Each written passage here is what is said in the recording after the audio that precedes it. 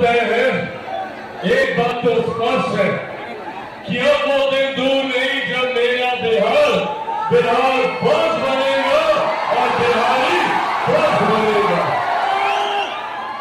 आज आप लोगों की ये उपस्थिति विपरीत परिस्थितियों में भी आज जिस उत्साह के साथ आप लोग लाखों की संख्या में यहाँ उपस्थित हैं, ये मेरे उस संकल्प को और ज्यादा मजबूत करता है जिस संकल्प के साथ मैं राजनीति में आया था, जिस संकल्प के साथ मेरे नेता, मेरे पिता आदरणीय रामविलास पासवान जी ने मुझे लोक जनशक्ति पार्टी रामविलास की जिम्मेदारी देने का काम किया था।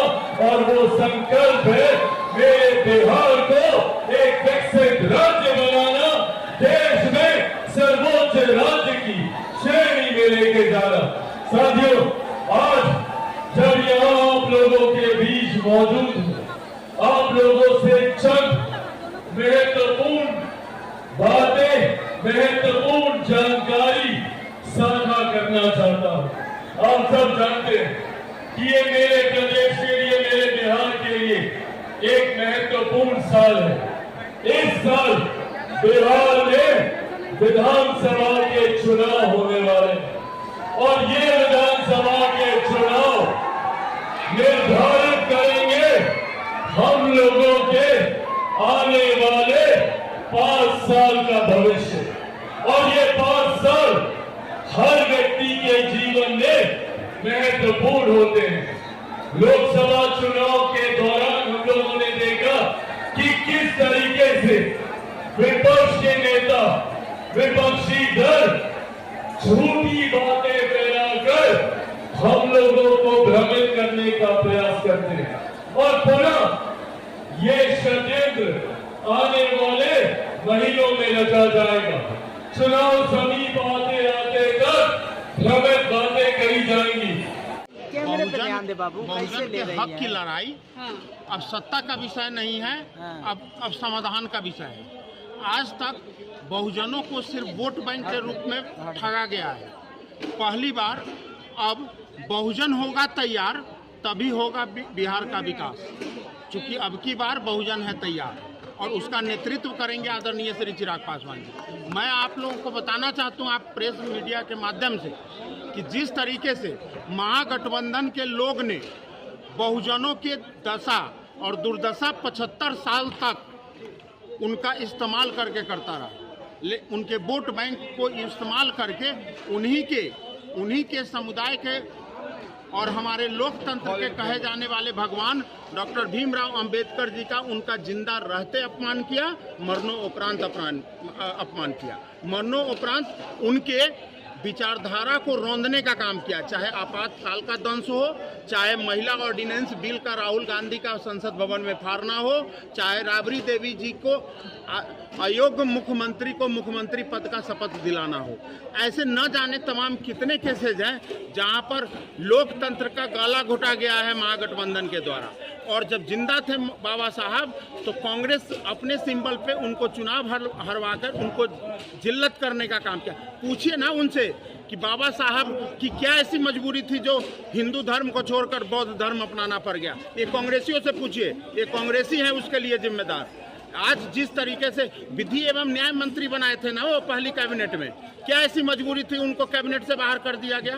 क्यों किया गया कैबिनेट से बाहर करने के बाद बाहर तो किया ही गया, उनको चुनाव लड़ने पे मजबूर किया गया और उन्हीं के पीए को कांग्रेस का सिंबल दिया गया जिसका नाम था नारायण एस काजलोकर, और नारायण एस काजलोकर को कांग्रेस के सिंबल पर चुनाव देकर और उनको हरवाने का काम किया। विपक्ष कह रही है कि चिराग पासवान एनडीए को अपना शक्ति प्रदर्शन दिखा रहे हैं, ये सब भीड़ दिखाकर इतना बड़ा महासभा करके। आपके घर में अगर 4 भाई है और चारों भाई कार अगर खरीद कर आपके ले आते हैं और आपके नाम पर कोई कार नहीं होता है तो क्या भाई आपको शक्ति प्रदर्शन दिखा रहे हैं कि भाई वो सुख और सुविधा आपके लिए ला रहे हैं जिससे परिवार के अन्य सदस्य भी लाभान्वित होंगे?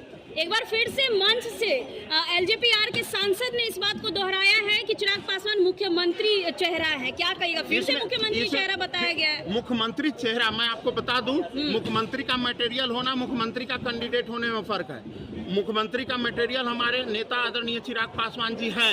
ये 14 करोड़ बिहारी, और आप तो मुख्यमंत्री की बात कर रहे हैं। जब 2047 में भारत विकसित भारत का अगर हम लोग संकल्प देख रहे हैं तो 2047 में हम प्रधानमंत्री का भी हम देख रहे हैं। क्या एक दलित के बेटा को मुख्यमंत्री नहीं बनना चाहिए? महागठबंधन के लोगों में अगर इतनी ताकत है, इतनी हिम्मत है, तो अपने परिवार से निकल के दलित चेहरा को आगे करें। एक तरफ चिराग पासवान नीतीश कुमार को मुख्यमंत्री चेहरा बताते हैं, दूसरी ओर मंच से आदरणीय नीतीश कुमार जी के नेतृत्व में बिहार कहां था और कहां पहुंचा है। हम ये पांचों पार्टी के सिर्फ नेतृत्व द्वारा तय किया हुआ फैसला है। हमारे नेता मुख्यमंत्री मटेरियल हैं और रहेंगे। इसका मतलब ये नहीं कि 2025 में वो मुख्यमंत्री कैंडिडेट हैं, लेकिन 2025 के बाद अगर कोई भी ऐसा पल आता है जहां पर मुख्यमंत्री की रिक्वायरमेंट बिहार को होती है तो उसमें आदरणीय चिराग पासवान 2025 के बाद की तैयारी शान से आनी पड़ी, लेकिन अपनी वचनों से और नाम पर अधिक रहे।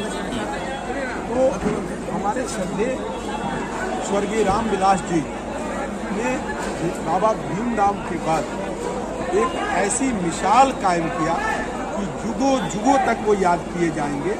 और दलितों, महादलितों, कुटलों, दबे लोगों के लिए तो अब बाबा भीमराव जी के बाद वो मसीहा बन चुके हैं। और चिराग पासवान जी ही शेर का बेटा है, तो शेर का बेटा तो शेर ही होगा। और जिस तरीके से लगातार बिहार के लिए वो काम कर रहे हैं, 24 घंटा में 4-5 घंटा ही सिर्फ सोते हैं। बिहार उनके दिल में, उनके धड़कन में बसने लगा है। और इसका नतीजा है आज जो जन सैलाब है, उसका प्रेम, प्यार जनता के हृदय में हमारे नेता जिस कदर बसने लगे हैं वो दिख रही है। आज के जन सैलाब से लाखों की भीड़ तो आपको देखे इस कैंपस में था, और पूरी शहर में भी लोग इधर उधर पटे हुए थे। ये लोकप्रियता साफ दर्शा रही है कि बिहार की जनता अब हमारे नेता श्री चिराग पासवान जी को सर आंखों पर रखने लगी है। और चुनाव आते आते मुझे लगता है कि मेरे नेता की परचम पूरे बिहार में बिहारमय हो जाए।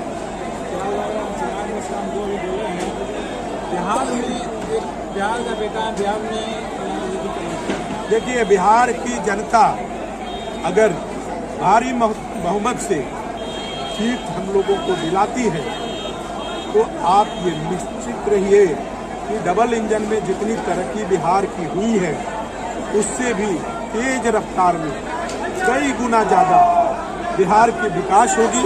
बिहार में बहुत सारे इंडस्ट्री लगेंगे, रोजगार लगेंगे।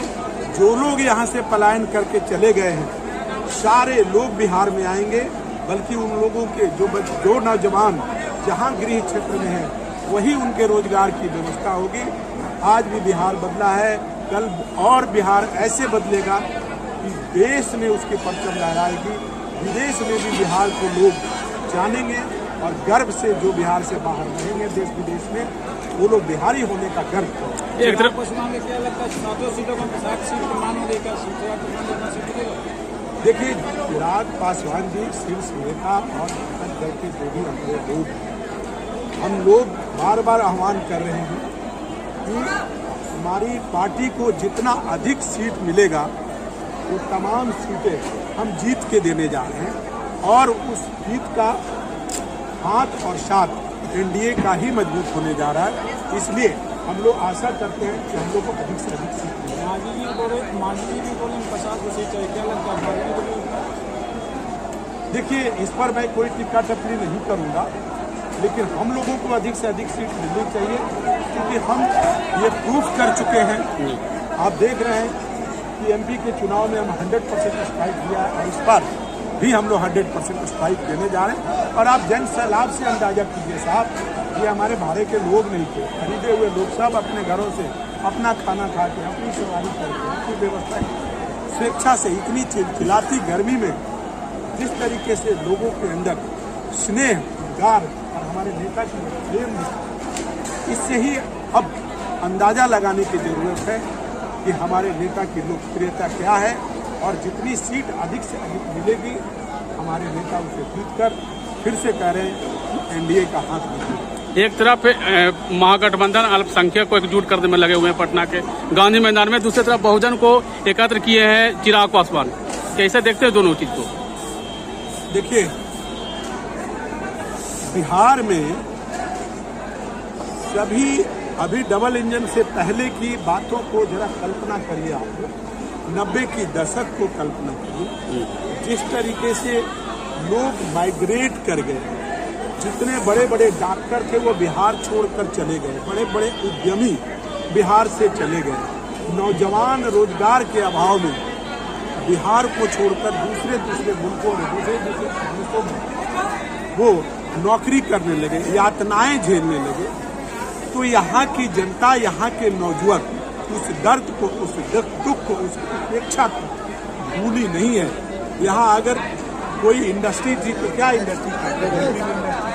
मारपीट की इंडस्ट्री थी, कहीं न कहीं अपराध सर चढ़ के बोल रहा था। अब वैसे लोग जैसे कहते हैं ना कि शेर अगर बूढ़ा हो जाए और कहे कि अब भाई मैं बदल गया हूँ, आप हमारे पास आओ, हम अटैक नहीं करेंगे, क्या ऐसा होता है? शेर बूढ़ा भी हो जाए तो उसकी अपनी स्वभाव, अपनी अटैकिंग प्रवृत्ति को नहीं छोड़ सकता। इसलिए यहाँ की जनता सब कुछ देख रही है साहब। अब जनता वैसी बेवकूफ़ और छलावे में आने वाली जनता नहीं है। ये जनता है, चुनाव आने दीजिए, जनता एक एक बातों का हिसाब लेगी और एनडीए की भारी बहुमत से